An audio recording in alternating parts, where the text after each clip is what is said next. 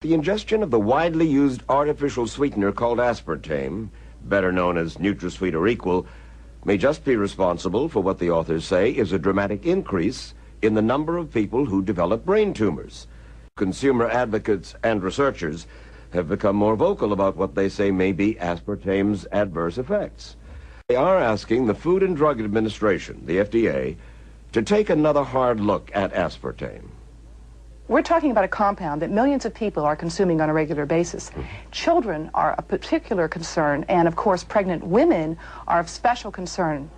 Dr. Deborah Davis is a leading epidemiologist who serves on the faculty of the Strang Cornell Cancer Prevention Center.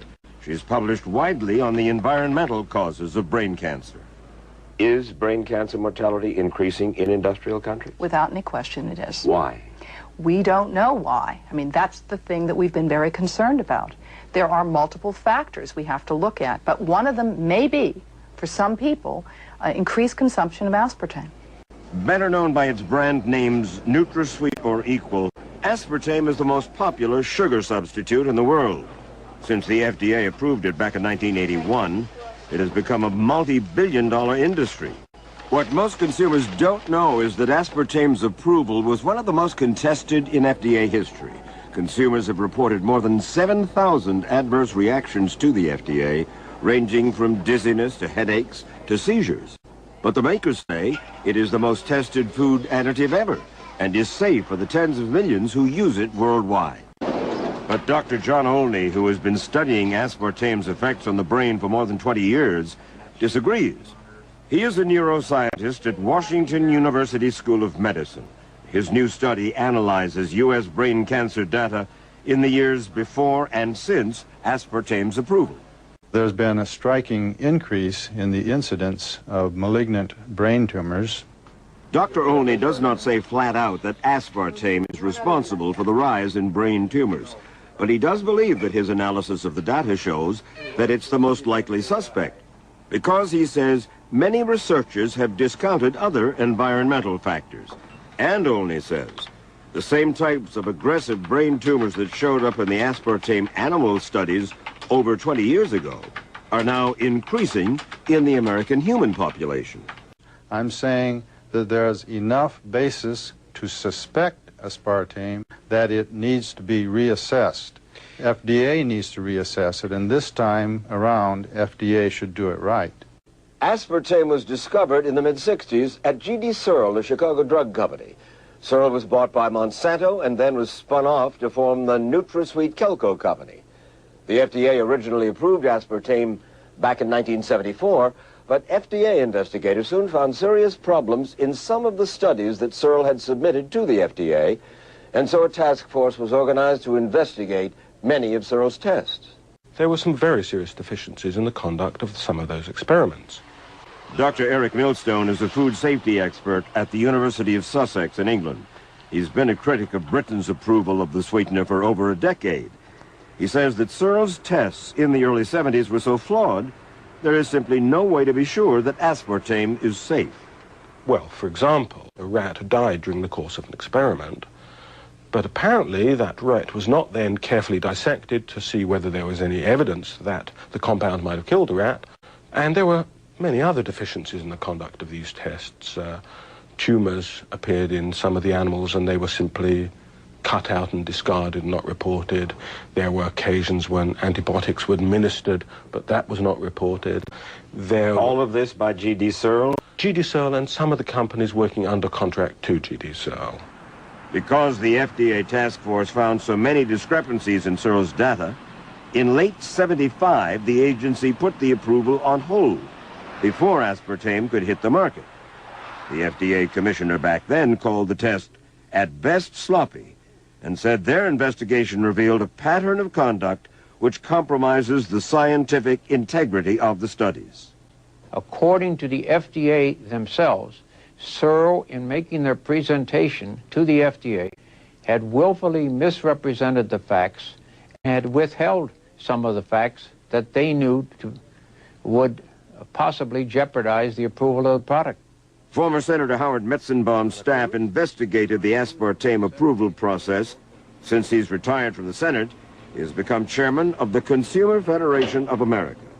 The FDA officials themselves were so upset that they sent the file to the U.S. Attorney's Office in Chicago for the purpose of presenting it to the grand jury as to whether or not there should be indictments. It wasn't presented. It was delayed.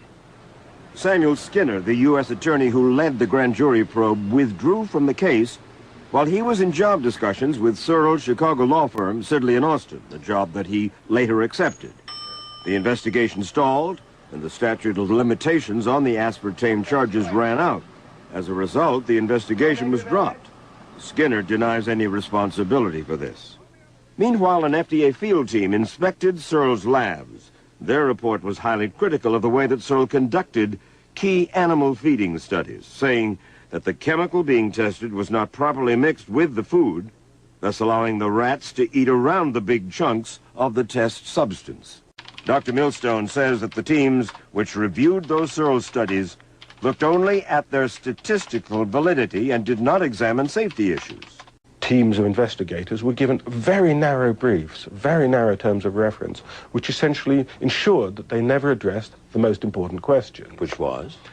Were the tests properly conducted? Were the tests honestly reported? And was it possible to be confident that a compound is safe? In 1980, more than 5 years after the controversy began, questions still remained about aspartame. And so the FDA had two separate panels of experts evaluate the cancer issues. Both panels concluded that the agency should not approve aspartame until more tests were done because of concerns about brain tumors. But in 1981, Dr. Arthur Hall Hayes was appointed as President Reagan's new FDA commissioner. And that commissioner of the FDA, overruling 3 outside scientists and 3 internal scientists working in the FDA process, who said it should not be marketed. That commissioner overruled these people and said, I'm going to let it go on in spite of these rulings. Attorney Jim Turner is a consumer advocate with Citizens for Health. He helped get the FDA to ban cyclamate, another artificial sweetener. He has been challenging the FDA's aspartame approval for over 20 years. The issue is that it did cause brain tumors in animals. The public board of inquiry that was convened by the FDA of outside experts ruled that it should not be marketed until the cancer question was resolved. 2 years after Commissioner Hayes approved aspartame for dry products, he approved it for soft drinks, after which use of the sweetener skyrocketed. Hayes left the agency a few months later and took a job with Burson Marsteller, the PR firm for Searle. The so-called revolving door and the FDA's approval process were two issues Senator Metzenbaum asked the General Accounting Office, the GAO, to investigate for his 1987 hearings on aspartame. The GAO did not examine scientific or safety issues, but they found no improprieties with the revolving door issues, and they said the FDA had adequately followed its food additive approval process. The GAO looked into all of that, and they saw nothing wrong with this so-called revolving door. I'm not saying that there was something legally wrong. What may be legally right might be ethically questionable. Some scientists allege that the industry tries to influence research. Dr. Ralph Walton, a professor of psychiatry at Northeastern Ohio University's College of Medicine, recently did a survey of aspartame studies.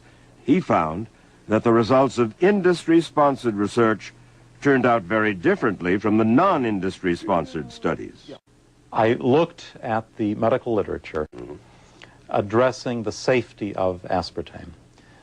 I found 164 studies. 74 were funded by the NutraSweet industry.